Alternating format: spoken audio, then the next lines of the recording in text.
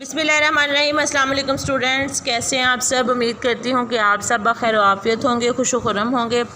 और मेरी अल्लाह ताला से दुआ है कि अल्लाह ताला आपको हमेशा अपने हिफ्ज़ व मान में रखे। बेटा जी, उर्दू की क्लास का वक्त हुआ चाहता है और आज की क्लास में जो हमारा टॉपिक है वो गज़ल नंबर 2 शेर नंबर 1 हम करेंगे। तो लेड पेंसिल हाथ में पकड़ लें ताकि साथ साथ इंपॉर्टेंट पॉइंट्स आप नोट करते जाएँ और साथ साथ मीनिंग्स जो हैं वो भी आप लिखते जाएं और जो चीज़ें आपने नोट करनी है जल्दी से वो भी आप साथ साथ करते जाएं। तो शेर नंबर 1 है, रुखो जुल्फ़ पर जान खोया किया, अंधेरे उजाले में रोया किया। तो सबसे पहले इसके मीनिंग्स हम करेंगे और मीनिंग सिर्फ आपको समझाने के लिए, आप नोटबुक पे तहरीर नहीं करेंगे और ना ही बोर्ड पैटर्न के अकॉर्डिंग हम तशरीह में राइट करते हैं।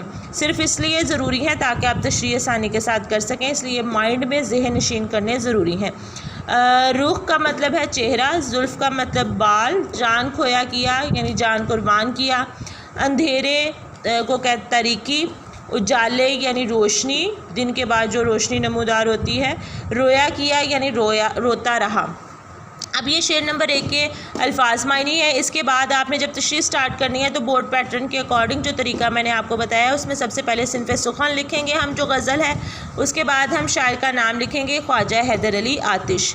उसके बाद हम मफ़हूम की तरफ चलेंगे। मफ़हूम में आपने जो शेर है उसको सादा आसान अल्फाज में नसर की सूरत में लिख देना है और वो ये है कि मैं महबूब के चेहरे और जुल्फ़ों को दिन रात याद करता रहा हूँ और उसकी याद में दिन रात रोता रहा हूँ। ये हमारा आज का मफ़हूम है। उसके बाद तशरीह की तरफ चलेंगे और तशरीह में जब हमने नज़्म, हम्द, नात की तशरीह की थी, गज़ल नंबर 1 की तशरीह की थी, तो मैंने आपको उसमें बताया था कि स्टार्टिंग में जो है वो आपने शायर का तारुफ़ जो है वो ऐड करना होता है और एक ही तारुफ़ जो है वो आप याद कर लेंगे और हर गज़ल के हर शेर में वही तारुफ़ जो है वो हर शेर के स्टार्ट में तशरीह में वो वाला ऐड करेंगे। जैसे कि इसमें देखें मैंने ऐड किया है, तशरीह तलब शेर के शायर ख्वाजा हैदर अली आतिश हैं जो फैज़ाबाद में पैदा हुए हैं। आतिश जो हैं वो गज़ल गोश शायर हैं। इनकी गज़ल में तग़ज़ल की बेशतर खूबियाँ पाई जाती हैं यानी इश्किया मज़ामीन जो हैं वो इनकी गज़लों में पाए जाते हैं। इनकी गज़लों में रजायत, सादगी और सलासत और आतिश बयानी की खूबियाँ जो हैं वो पाई जाती हैं।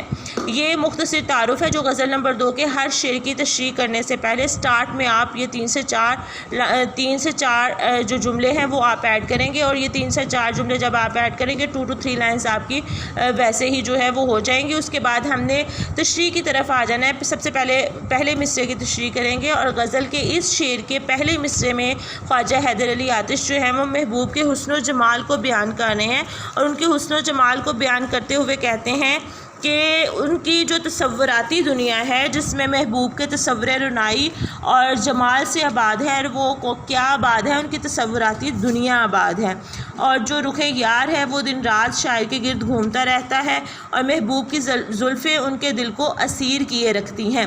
ये जो है ये फर्स्ट मिसरे को आपने यूँ मुख्तसर सा जो है वो एक्सप्लेन करना है। उसके बाद आपने रेफरेंस ऐड करना है। फर्स्ट रेफरेंस है, तो जुल्फ़ समेटे तो मिले दिन को उजाला, तो जुल्फ़ बखेरे तो बने रात की सूरत। ये फ़र्स्ट जो है रेफरेंस ऐड करने के बाद फिर आपने सेकंड पैराग्राफ की तरफ चले जाना है और वहाँ आपने लिखना है, दरअसल इस शेर में शायर कहता है कि महबूब का चेहरा और हुस्न उसकी तारीक ज़िंदगी को इस तरह रोशन कर देता है जिस तरह रोशनी रात की तारीकी को उजाले में तब्दील कर देती है।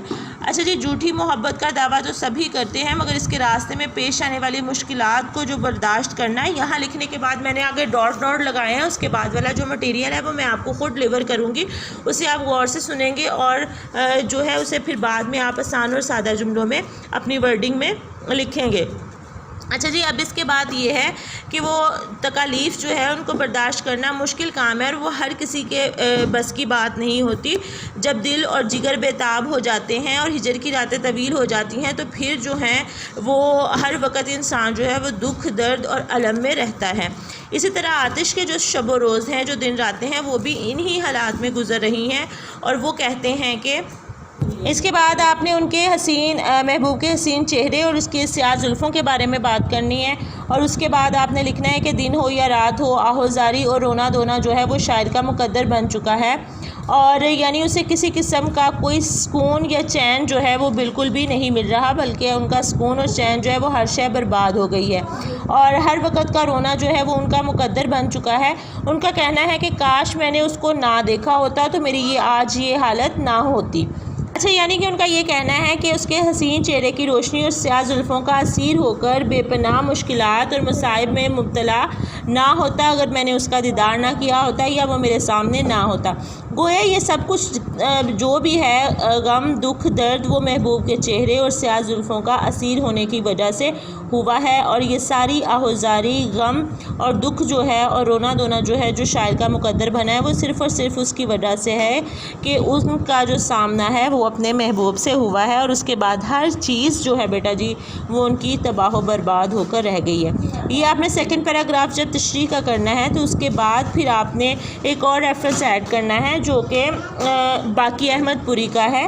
دل جگر تھام کر آج روتے ہو کیوں، تم سے کس نے کہا تھا محبت کرو، یہ سیکنڈ ریفرنس آپ نے ایڈ کرنا ہے۔ اس کے بعد لاسٹ پہ جو آپ نے سیکنڈ ریفرنس کے بعد جو آپ نے 2 to 3 لائنز پہ اینڈ کرنا ہے وہ آپ نے اس طرح سے اینڈ کرنا ہے کہ وہ آپ نے فرسٹ اور سیکنڈ مصرے کو ملا کر جو ہے پھر آپ نے اینڈ کرنا ہے اور کہنا ہے کہ دراصل شاعر کا کہنا یہ ہے کہ کاش ان کا سامنا نہ ہوا ہوتا تو وہ ان تمام چیزوں کے اسیر نہ ہوئے ہوتے اور نہ ہی انہیں یہ تمام دکھ، درد اور مشکلات کا سامنا کرنا پڑتا، بلکہ ان کی زندگی پرسکون گزرتی اگر ان کا سامنا ان سے نہ ہوا ہوتا۔ یہ آپ کا غزل نمبر 2 کا شعر نمبر 1 ہے جس کی وضاحت میں نے کی ہے۔ اب اس کو سیکنڈ ٹائم دوبارہ سے آپ سنیں اور سننے کے بعد اسے آپ آسان سادہ جملوں میں اپنی ورڈنگ میں تشریح کی صورت میں لکھیں گے، یعنی اس شعر کو، شعر نمبر 1 کو آپ یاد بھی کریں گے، خوش خط لکھیں گے بھی، اور میں امید کرتی ہوں کہ آپ کو ساری جو ہے وہ سمجھ آ گئی ہوگی۔ پھر بھی اگر کسی قسم کی کوئی کنفیوژن ہو تو آپ کمنٹ کر کے میرے سے پوچھ سکتے ہیں۔ تھینک یو ویری مچ، اللہ حافظ۔